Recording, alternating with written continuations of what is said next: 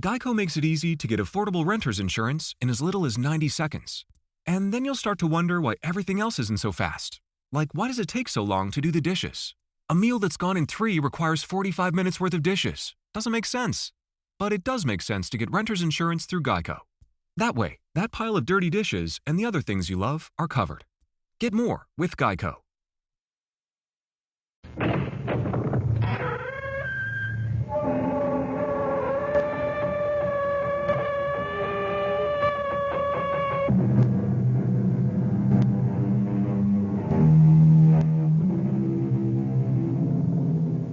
Come in. Welcome. I'm E.G. Marshall.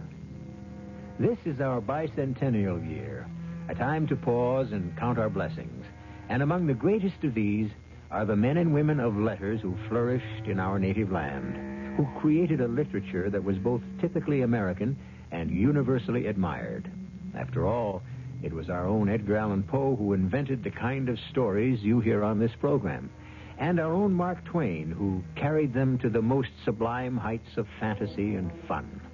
At this time, we propose to give you an exhilarating taste of one of the most exciting stories of fantasy, mystery, and suspense the world has ever known. Tell the king that if I am not released from this dungeon immediately, I shall cause a mighty calamity to befall this realm. Oh, please, sir, have mercy. Tell the king that I can call forth my magic powers and destroy the sun. Destroy the sun? But what? Well, how can a man destroy the sun? It cannot be done. Clarence, my boy, look at me. Do I look stupid? Oh, no, sir. Then, if it can't be done, why would I be willing to bet my life I can do it?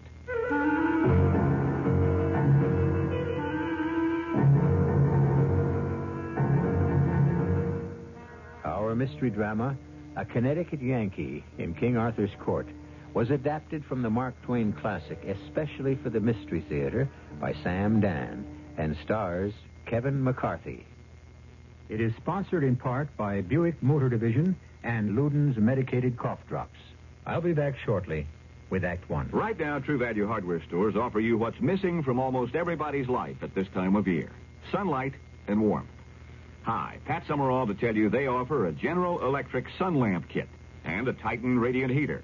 The GE sun lamp is for fun and relaxation. Its ultraviolet light gives you a healthy, natural tan, even now when it's too cold for most of us to sit out in the sun. Get the lamp, a clamp-on holder, and a safety guard, and a sun worshiper's guide, all for just $13.77. And True Value hardware stores offer the Titan radiant heater for warmth. It's designed for use in barns, garages, and chilly basement workshops, so you can work in comfort, even in the cold. It gives you 2 fan-forced heat ranges controlled by an automatic thermostat. It's portable, and you can mount it overhead, too, out of the way. It's just $19.88. The GE Sun Lamp Kit and the Titan Radiant Heater. Sunlight and warmth from your participating True Value hardware store. And you can charge it on Master Charge at many stores. Here's a tip from your Better Business Bureau on the metric system. You know, use of the metric system as a uniform system of measurement in this country is growing rapidly. But, of course, you want to know how it will affect you, right? Well, take driving your car, for example. The kilometer will replace the mile in expressing distances. Right now, 1 mile is equal to 1,760 yards, or 5,280 feet. Now, isn't it easier to remember that 1 kilometer is equal to 1,000 meters? Your car's speedometer will also change from miles per hour to kilometers per hour. So will speed limit signs on the highways. And again, the standard unit of measure will be the meter. And so when you order a tank full of gas, the liquid measure will be in liters, not gallons. For example, a fill-up of 16 gallons is equal to 60 liters. For more information on the metric system, write to Metric Information Office, National Bureau of Standards, Washington, D.C.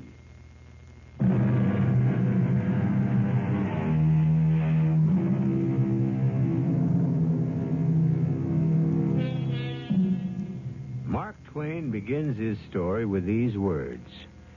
It was in Warwick Castle that I came across a curious stranger. He attracted me by his candid simplicity, his marvelous familiarity with ancient armor, and the restfulness of his company.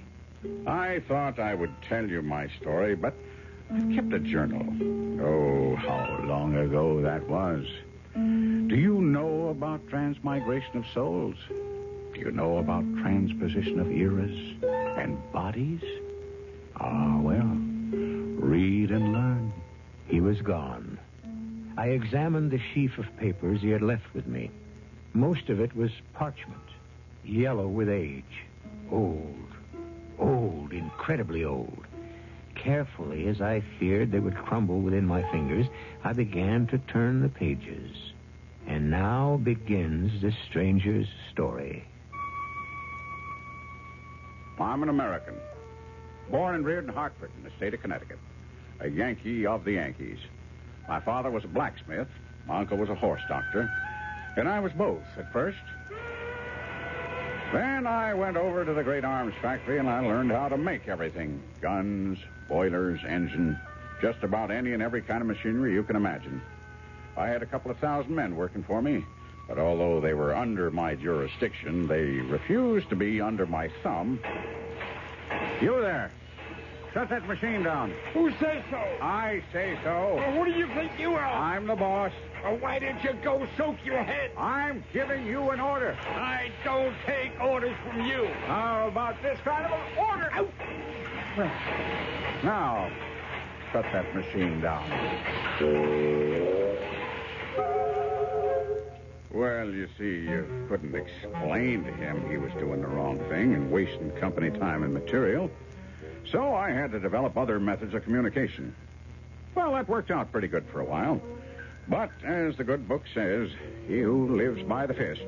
We had a big, sulky fella named, aptly enough, Hercules. A surly brute he was.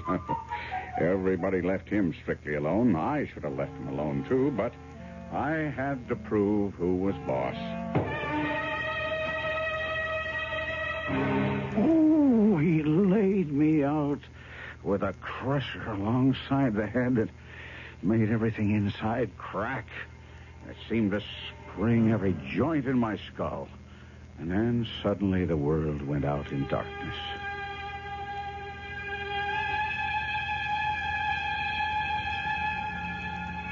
When I came to, I was sitting under an oak in the midst of a broad and beautiful country landscape. And there was a fellow on a horse looking down at me. A fellow fresh out of a picture book. In old-time armor from head to heel, with a sword and a shield and a prodigious spear. His horse had armor on, too, with red and green trappings that hung all around him. Oh, it was all gorgeous to look at. And then this apparition spoke to me. Fair sir. Fair sir, will ye joust? Will I which? Will ye try a passage of arms? Will I what? For land or lady or knightly honor? What are you giving me? Get along back to your circus before I report you.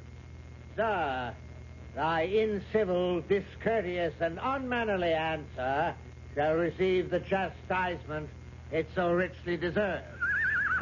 And don't hurry back.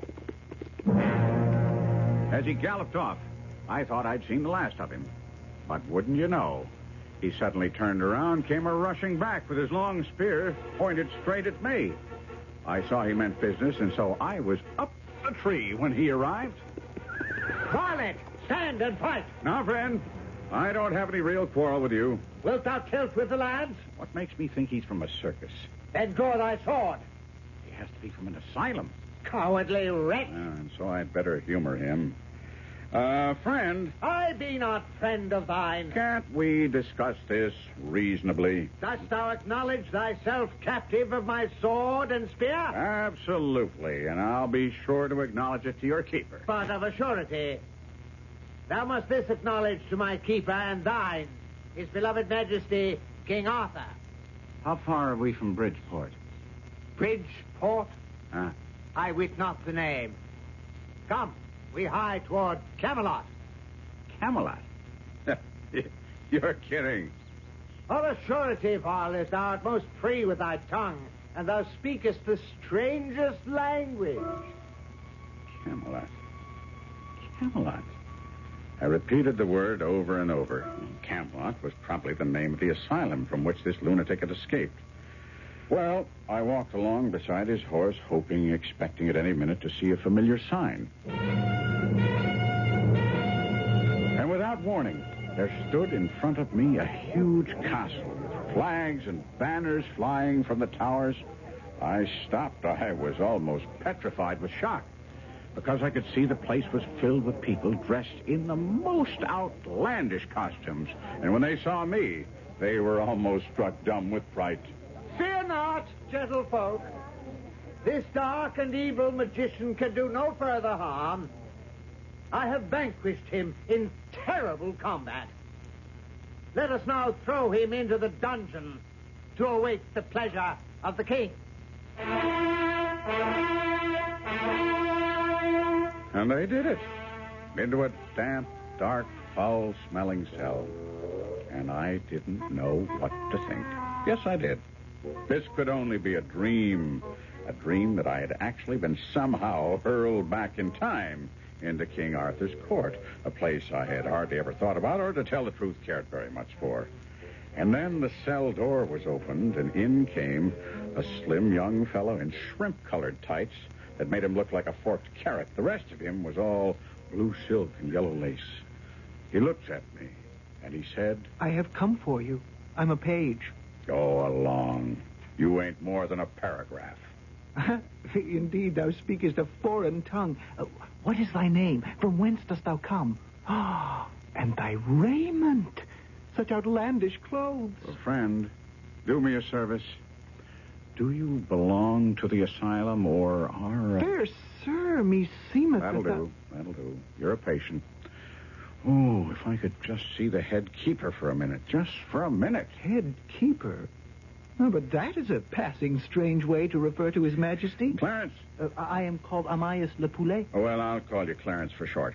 You look like a good-hearted fella. Yes, 'tis true. And it shall be my undoing. For I was born in an unlucky year. No, there's no such thing as an unlucky year. Oh, indeed there is. 13 is most unfortunate, and I was born in 513. Wherefore, it is well known... Oh, wait. Clarence. Hold. Stop. Say it again, and say it slow. What year was that? 513. 513. You, don't look it. Now, come, my boy. I am a stranger and friendless. Be honest and honorable. Are you in your right mind? Forsooth. Never mind that. Either I've become a lunatic or something just as awful has happened. Now tell me, honest and true now, honest and true. Hmm? Where am I? In King Arthur's court, and it please you. And it pleased me. Oh, well. And according to your notions, what year is it now? 538, 19th day of June. No, it can't be. You mean to tell me that I'll never see my friends again? Never again? Perhaps the divine will shall permit thee to. Well, how? They won't be born for 1,300 years. Please, good sir, be of merry countenance. Oh, merry countenance. Do you realize... Wait, Clarence. What virtue are we Yankees celebrated for throughout the civilized world? Mayhap I have not heard. Thrift, Clarence. Thrift. Hmm. Now, your true Yankee never throws anything away, because you can never tell when it'll come in handy. I happened to read one time that the only total eclipse of the sun during the first half of the 6th century occurred on June 21st, 538 A.D. at exactly 3 minutes after noon. Eclipse? Good sir. Yes, sir, Clarence. Eclipse. Eclipse. Is it peradventure something good to Now, eat? ask me how I intend to use that seemingly unimportant, insignificant, no account, irrelevant little fact. Ask me. If it please you, sir. You say this is the 19th of June, 538? Well, Clarence, I say it's the 19th of June, 1879. What magic dost thou speak, sir? In either case, the day after tomorrow has to be the 21st. No eclipse is scheduled at all in 1879. Therefore, if we do have one, it's no dream, Clarence. It's no dream. Come, sir. It is the signal that the dinner is done at the round table, and my master and thine, Sir Kay, desires to show thee before the king in the court. Sir Kay? Yes, sir. And what plans does Brother Kay have for me? Oh, sir, jest not. No humble monk is he. Sir Kay is foster brother to our liege King Arthur himself. He will have thee kept here till thy friends ransom thee. Clarence, none of my friends have been born yet. Oh, sir, speak not such madness. All right, let's go. Get the exhibition over with. And what if I am among lunatics? I'm smart enough to become boss of the asylum. Boss. Is that thy name? Sir Boss.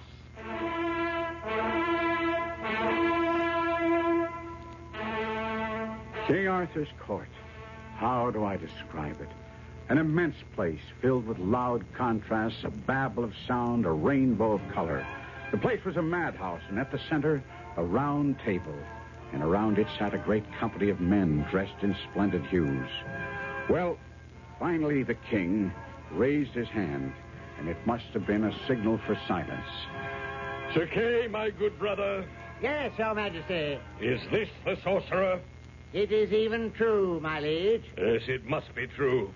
Who but a sorcerer would wear such outlandish clothing? This suit cost $15, second hand. The suit is one of enchantment. Who's that? That's Merlin, sir.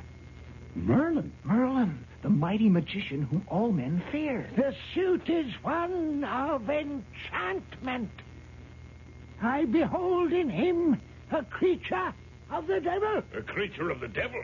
Your Majesty, I see the devil emanate from his body. Burn him. Well, then, if it must be done... It must be done, Your Majesty. Then let it be done day after tomorrow, the 21st day of the month, at high noon. This is not the usual manner. They do not kill. They hold for ransom. Well, Clarence, don't worry about it. Well, you say I'm not to worry, but they burn me at the stake high noon the day after tomorrow. No, Clarence. They won't be able to swing it. Swing? No, you see, I won't be here. Well, I wit not what thou sayest, Sir Boss. Where shalt thou be? In Hartford, Connecticut. Oh, is that the place of magic and enchantment where Sir Kay captured thee? Oh, it's a place of magic and enchantment, I guess. In some ways. But dost thou intend to return there? Oh, I don't have to return. I never left. Sir Boss, my poor wits cannot understand. Don't worry about me, Clarence. I'm still there. All this is only a dream.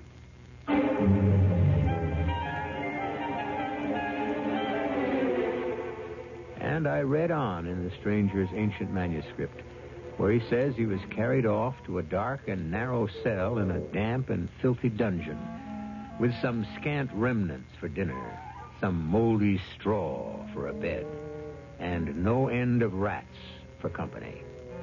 And we must leave him there until it is time to return with the second act in just a few moments. You can have great taste, lots of great taste and taste with Luden's. They're medicated cough drops with great taste in every box. Wild cherry, sweet and savory, menthol cool and flavory, honey the way you wish with lemon or licorice. Oh, you can have great taste, lots of great taste and taste with Luden's.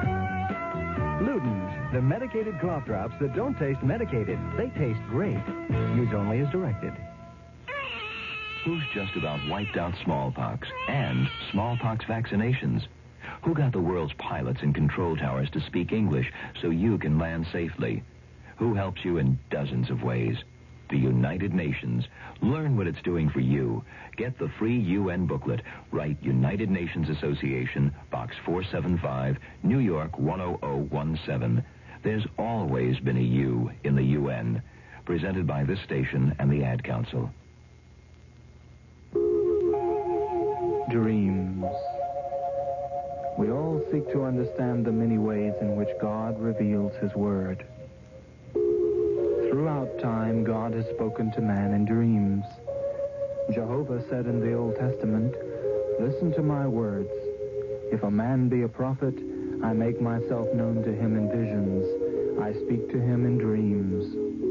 So pay attention to your own dreams. They might well reveal flashes of the future, predictions and warnings of things to come. They may give you a glimpse of God's guidance to lead you back to the peace and security of His way. For your free booklet on dreams, write to the Foundation Church, 1147 First Avenue, New York, New York, 10021. That's the Foundation Church, 1147 First Avenue, New York, New York, 10021.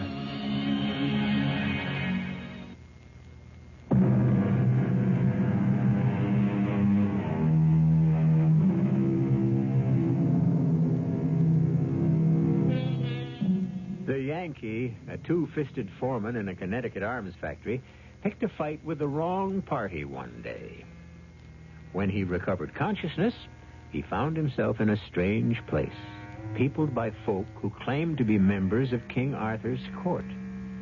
Indeed, because of his odd 19th century clothes and manner, he has been judged a sorcerer and has been condemned to the stake, the usual fate of such people in those times.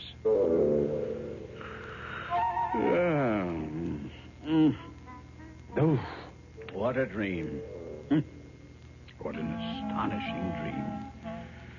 Well, I've waked just in time from being hanged or burned or drowned or something of that sort. Now what I think I'll do is nap again till the factory whistle blows, and then go down to the plant and have it out with Brother Hercules. I give you good morning, Sir Boss.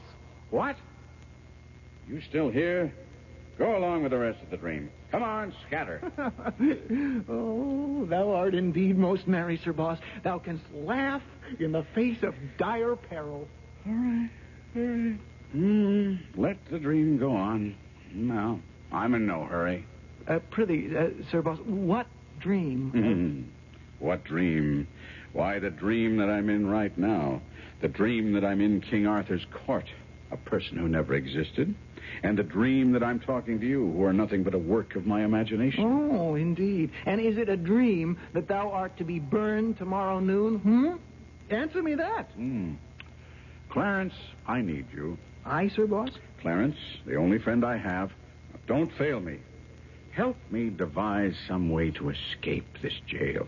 Escape? Yes, escape. Oh, do but hear thyself, Sir Boss. Escape? The corridors are filled with men at arms.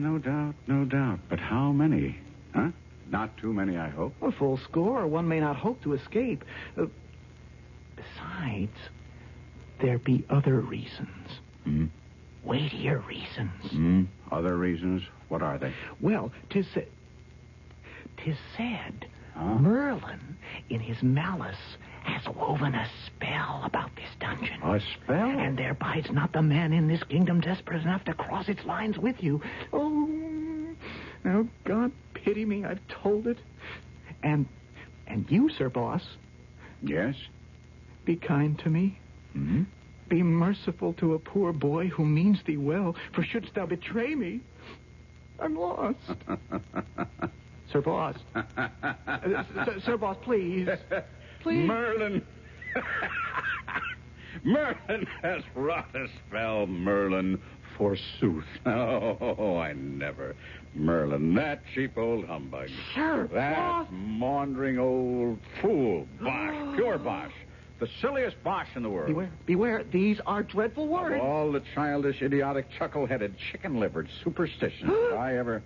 Do you know why I laugh? No. But for our blessed lady's sake, do it no more. Well, I'll tell you why I laughed. I laughed because I'm a magician myself. Thou? Thou? That's absolute sooth, Clarence. Thou?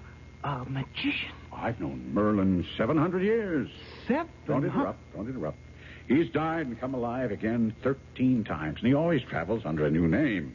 Smith, Jones, Jackson, Robinson, Peters, Haskins, Merlin. Always has himself a brand new alias. I knew him in Egypt 300 years ago. 300? In India 500 years ago. And he's always blathering around in my way every place. He makes me tired. He don't amount to shucks as a magician. Knows some of the old common tricks, I grant you, but he's never gotten beyond the rudiments and never will. But, Sir He's Boss... well enough for the provinces.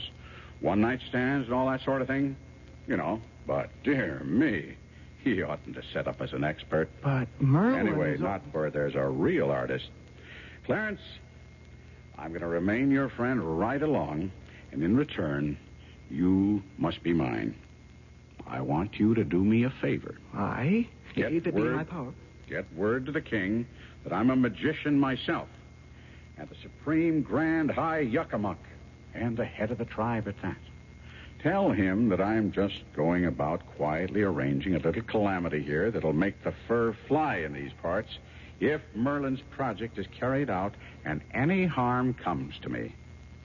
Will you do me that little favor, Clarence? Oh, Sir Boss, please, I'm frightened. Now, Clarence. Promise me, poor sinner that I am, poor unworthy sinner, that thou shalt always be my friend, Sir Boss. Sure. And thou shalt never turn against me. Never. Never cast any of thine awful enchantments against me. Absolutely. And thou wilt always protect me. Always. Well, then, I hasten to do thy bidding. Well, I could see how things work in this asylum. People simply take you at your word. So I was feeling good for a while. And then it occurred to me, when this boy calms down, he'll wonder why a great magician like me should have to beg a nobody like him for help. And he'll see that I'm a humbug. But then I reasoned, these lunatics can't really think. So I felt better. But then I got frightened again. I had sent the lad to scare his betters with a threat. Suppose they called my bluff. What could I do? Should have thought about my calamity first. Well, maybe the threat itself will be enough. Maybe. Clarence? Sir Boss? Well, Clarence? Speak. Tell me. Give me the verdict. I hasted the message to our liege, the king. Yes? And yes. straight away, he had me led into his presence. He was frightened, even to the marrow. And straight away, he said... I give the order for the instant enlargement of, what name is this mighty enchanter, lad? Sir Boss. Sir Boss. Rescue him at once from the vile dungeon, clothe him in silks and furs, lodge him as befits one so great, and let us pray that he will forgive us our foolishness. Yes, Your Majesty. Your leave to speak. You have our leave, Merlin. This threat, this calamity, of what does it consist? I know not. Lad, has Sir Boss described its awful nature? No, sire. And wherefore, lad, hath he not named it? Well, mayhap, Merlin, it is too awful. And mayhap, it does not exist. It does not exist. He hath not named his brave calamity.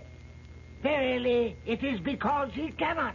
But, Merlin, it may well be... It may well be foolish and idle vapor. Or do we dare provoke one of such great magic powers, Merlin? Let him prove his brave words. If thou sayest so, Merlin. Lad. Your Majesty? Return to, Sir Boss, and in all courtesy prevail upon him to consider all the factors in this perplexed case, and name the calamity, also the nature of it, and the time of its coming. A sellout. I could have had a sellout if not for Merlin. Oh, Sir Boss, delay not. To delay now were to double and treble the perils that already encompass thee about. Oh, please, be thou wise. Be wise. Name the calamity. Is that all? Just name the calamity? Oh, yes, Sir Boss. Oh, yes. Name the calamity. Yes. For one of thy mighty powers, a calamity should be but the work of a moment. Well, you just don't pull a calamity out of thin air, Clarence. Now, if I could get out of here and collect... The eclipse. Oh, the thing that thou did speak of before. Clarence, it seems I recall that Columbus or Cortez or one of those people used it as a trump card against some savages. Do you follow all this? No, Sir Boss. Mm-hmm. Why don't I play that trick myself? Sir Boss, if thou canst arrange for a calamity... And why not? Wouldn't be plagiarism, because I'd be getting it in nearly 1,000 years ahead of those parties. Sir Boss, life hangs upon it. Dost thou have a calamity? Now, just tell me once again, tomorrow is the 21st day of June, and this is the year 538. It is true, Sir Boss. Well, very well, Clarence. You shall go to the king, and I shall tell you what to say. I await thy words. You shall say to the king that at the noon hour tomorrow, I will smother the whole world in the dead blackness of night. I will blot out the sun, and it shall never shine again. The fruits of the earth shall rot for lack of light and warmth, and the peoples of the earth shall famish and die to the last man. Go, tell this to the king.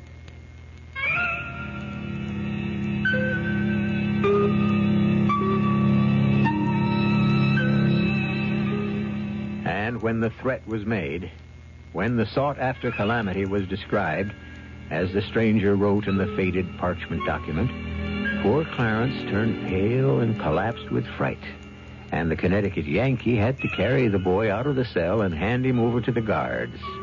Well, now I must hand you over to some folk who have some words of wisdom for you, and then we shall all return here for the third act.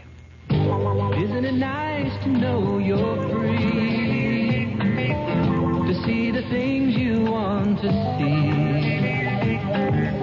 To touch the heights you dare to reach.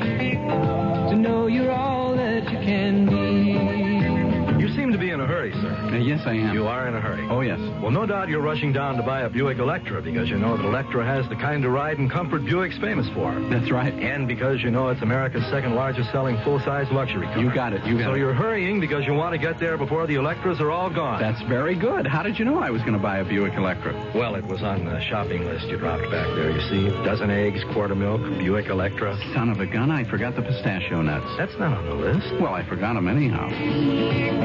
Free spirit, you take on the wings of the wind.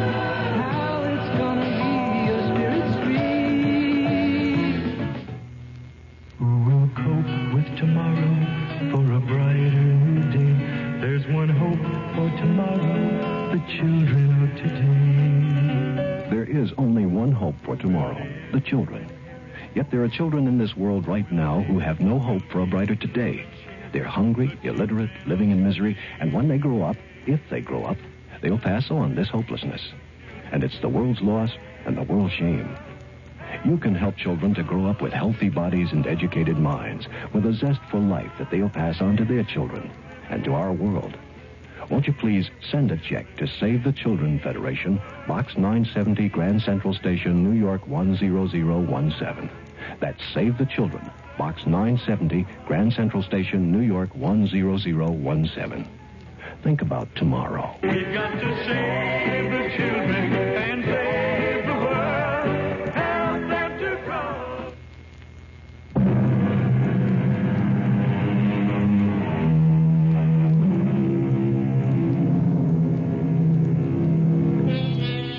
Well, where is Mr. Mark Twain's misplaced Connecticut Yankee?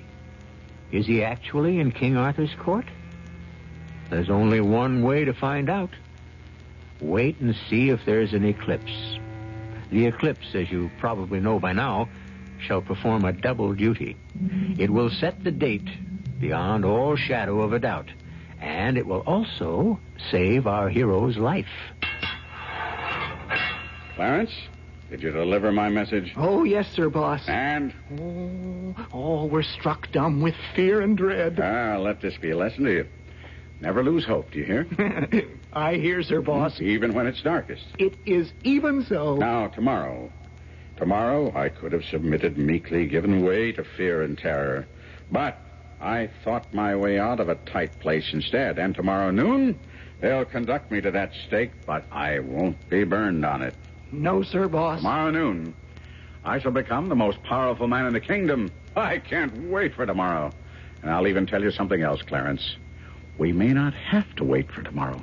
True, Sir Boss. Because, True. you see, the calamity that I told you to describe to these people. Do not say those dread words I'm again. sure everyone's terrified. Isn't that true, Clarence? Verily, Sir Boss. Well, if I know human nature, they'll come here to see me, to try to compromise.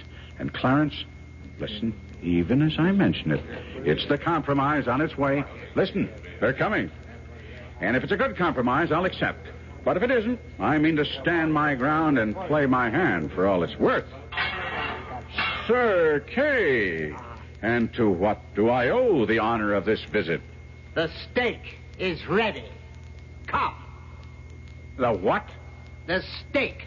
Oh, but there's been some mistake. The execution's set for tomorrow. The order has been changed and set forward a day. But today Look, No, it has to be tomorrow. It has to be. Come, it's almost noon. Hasty. Lost. I was lost. There was no help for me now. I was done for good. I was dazed. I was stupefied. I had no command over myself. The soldiers took hold of me and pulled me along with them out of the cell and along the maze of corridors and finally into the fierce glare of daylight in the upper world. And as we stepped into the vast enclosed courtyard of the castle, I received a shock. The first thing I could see was the stake. We see before us one who has threatened to destroy the sun and thus end for all time all life on this earth. I say he speaks falsely. I say he is an impostor. Merlin, speak thou more gently. Mayhap he does plan something magical? There is no need to placate this false magician, sir. Soon we shall see if he can save himself. I scarcely heard Merlin's gloating voice. I knew now. I was a man without hope, and with each passing moment the realization that I was about to die crept inch by inch through my veins and turned me cold. Sir Boss! Sir Boss! Clarence, what are you doing here? I am thy servant, Sir Boss. It is meet that I serve thee to the end, but there shall be no end. There shall be no end, you say? We know thou hast prepared a calamity. I had prepared a calamity, Clarence. Has aught gone amiss, Sir Boss? They changed the day on me. The calamity was set for tomorrow, not for today. I know, and 'twas through me that the change was wrought. Clarence, what are you telling me? When I spoke thy words to them, when I revealed the calamity in store, oh, how mighty was the terror it did engender. Then also I saw that I could save the sun. Save the sun, Clarence. It would not be necessary to destroy the sun. But, Clarence... Yes, Sir Boss. Thou canst very well destroy the sun and return to thy far-off realm. But all here would be dead. That was the idea. And so I pretended unto this one and that one, the king, Sir Kay, Merlin, Sir Lancelot, that thy power against the sun could not reach its full until tomorrow. Clarence, so if any would save the sun and save the world, thou must be slain today, while thy enchantments are but in the making and lack their full potency. Maybe I should have explained that... It was but a foolish lie, but you should have seen them seize it and swallow it in the frenzy of their fright, as if it were a salvation from heaven. And all the while I was laughing in my sleeve to see them so chiefly deceived. See how happy the matter is spread? Happy? For whom? Well, for all of us. Consider, thou wilt not need to do our son a real hurt. Make but a little darkness. A little darkness. Only the littlest little darkness. And cease with that. Sure. When they see that first shadow fall, they will go mad with fear. They'll set thee free and make thee great. Have thy triumph, good Sir Boss. But I implore thee, remember my supplication and do the blessed sun no hurt. For my sake, and I am thy true friend. I can promise you this, that the sun shall suffer no hurt from me, ever.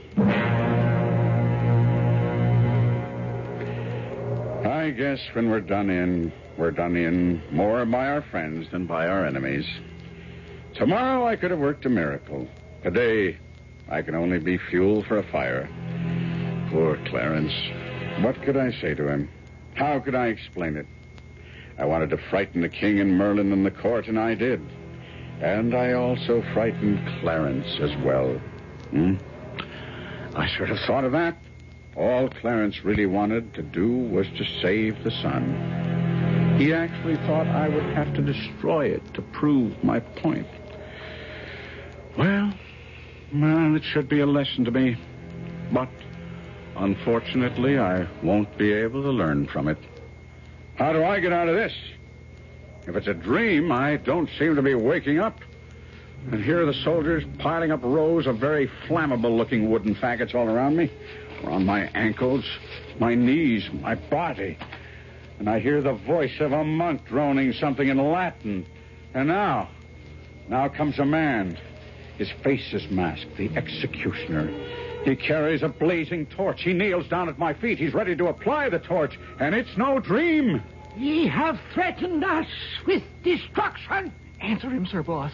Remove the smirk from his evil countenance. Thou hast threatened our very font of life, the blessed sun itself. Well, show us thy powers. Merlin, do not force Your him Majesty, the man is a liar. He has no powers at all. He has lied. Now, Sir Boss, now. Make them all quake and tremble. Poor Clarence. Poor Clarence? What sayest thou? Why poor Clarence? Because... Sir Boss, look. Oh, the sun. Look, everyone. The sun! The sun! Thou hast begun thy magic! See the black about the sun! The eclipse! It can't be! Sir Boss, spare the sun! Apply the torch! I am Merlin! I forbid it! I am the king! Then I shall apply it myself! I am Merlin! I fear no one! Stand back, old man, before thou encounterest the wrath of Sir Boss! Even now, he destroys the sun! Now, those are but random clouds. Hand me the torch. It's the eclipse. Executioner, hand me the torch. I say no. Stay where you are. If any man moves, even before I give him leave, I will blast him with thunder. I will consume him with lightning, even the king. Now, as for you, John W. Merlin, sit down. Sit down, or you're a dead man. That's better. Sir Boss, be merciful. I will think it over, Your Majesty. Stay no further into this perilous matter, lest disaster follow. It was reported to us that thy full powers could not attain their strength until tomorrow. You think these are my full powers? I'm feeling very weak today. Name any terms, fair sir, even to half of my kingdom. Oh, but stop. Oh, stop this gathering darkness. I should like to, Your Majesty. Believe me, I should like to. Thou shouldst like to? But once begun, these calamities are difficult to untrack. It's best not to start them. We understand full well, but each moment it grows more dark. And see, the people are struck dumb with fear. As they should be. How long, oh, how long shall thy anger last? Oh, Your Majesty, Sir Boss never remains wrathful too long. I implore thee, Sir Boss. I shall let this darkness grow deeper for a little while longer in order to serve as a lesson. Oh, we have learned our lesson. Have you? Then let all be silent while I gather my powers in order to reverse this terrible darkness and save our glorious sun. Clarence, what day is this? The 21st. The 21st? Mm-hmm. Hang it. You said it was the 20th. Oh, by thy favor, Sir Boss, numbers flow through my head as water through a sieve. Well, then, if it's the 21st, this is the 6th century, and this is King Arthur's court, and I might as well make the most of it. O King, I have reflected. Whether I blot out the sun for good shall rest with you. These are my terms. You shall remain king over all your dominions. You shall appoint me your perpetual minister and executive. Oh, yes, verily, yes. Pay me 1% of such actual increase of revenue over and above its present amount as I shall succeed in creating for the state. Anything thou wilt demand. And if I can't live on that, I shan't ask anybody to give me a hand. Is it satisfactory? Anything. Now, please, good Sir Boss, restore the sun. Very well. First, you must untie my hands that I may use them in this business. Away with his bonds. Set him free. Do him homage. He is the king's right hand. His seat is on the highest step of the throne. And now, good sir, sweep away this creeping night. Bring us light again. And let us bless thee. I would say that you have all had just enough. Let all stand. Let all look toward the heavens. And now I declare, let the enchantment dissolve and pass harmlessly away. Oh, the sun. Look, the silver rim of the sun emerges. The sun returneth. I, the boss, have so commanded. All hail the boss! Hail the boss!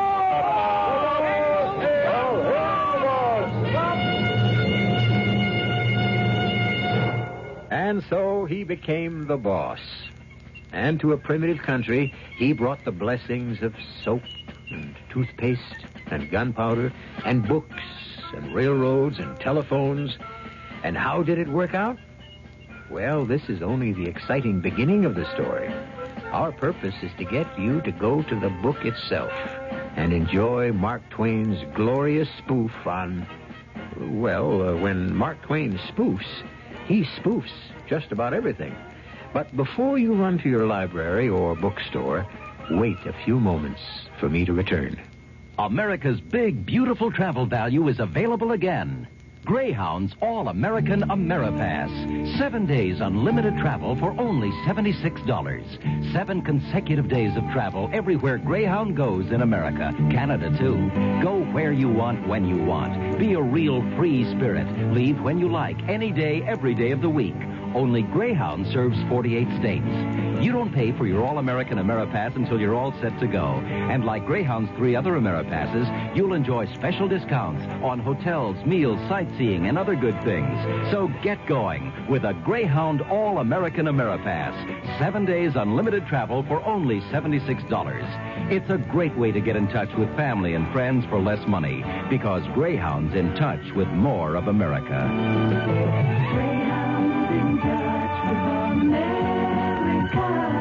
Take a little time to ride along.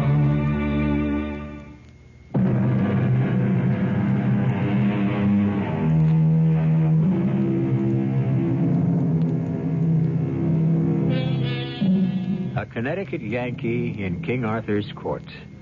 All we could hope to do in the limited time allotted us was get him there. You, of course, should follow his progress.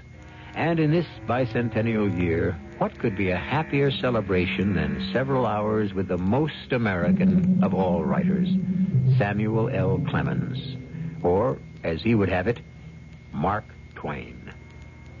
Our cast included Kevin McCarthy, Robert Dryden, Russell Horton, and Arnold Moss. The entire production was under the direction of Hyman Brown. And now, a preview of our next tale. Lawyer Wilson. What could he have said? Hay, feed, and grain merchant Wilson. What could he have said? Go down the list. Robert Titmarsh, Eliphalet Weeks, Archibald Wilcox, Ingoldsby Sargent. What could he have said? I want to know. What did he say? What could he have said? It was the only topic of conversation. The 19 incorruptibles, starting with Banker Pinkerton on top and ending with poor Edward Richards on bottom, walked about with white and drawn faces, as if each of them was feverishly figuring out a way to get at that money. A head of steam was building higher and higher and fiercer. Sooner or later, it would have to bust. Radio Mystery Theater was sponsored in part by True Value Hardware Stores and the Greyhound Ameripass. This is E.G. Marshall inviting you to return to our Mystery Theater for another adventure in the macabre. Until next time, pleasant dreams.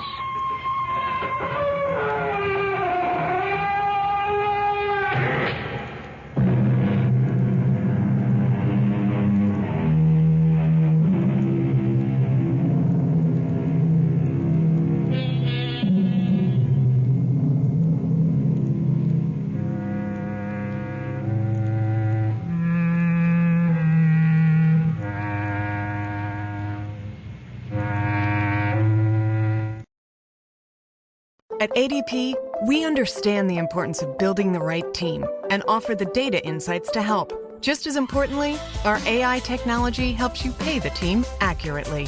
Grow stronger with ADP. HR, talent, time, and payroll. You coming to bed, hon? Yep, honey, I'll be right there. Just gotta turn out the light. Ow! Ow!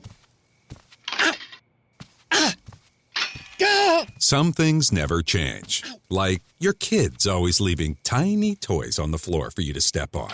And Geico saving folks lots of money on their car insurance.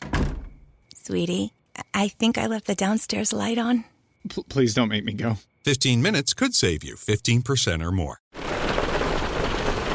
What you're hearing is Hardie Fiber Cement Siding living up to its reputation as the siding that handles hail impact with ease. James Hardie knows how important a reputation is, especially when you're a contractor. That's why Hardie's siding withstands severe weather better than vinyl siding, with styles to match its strength. So you can be sure you're providing your clients with the best. Protect your reputation with exterior products by James Hardie.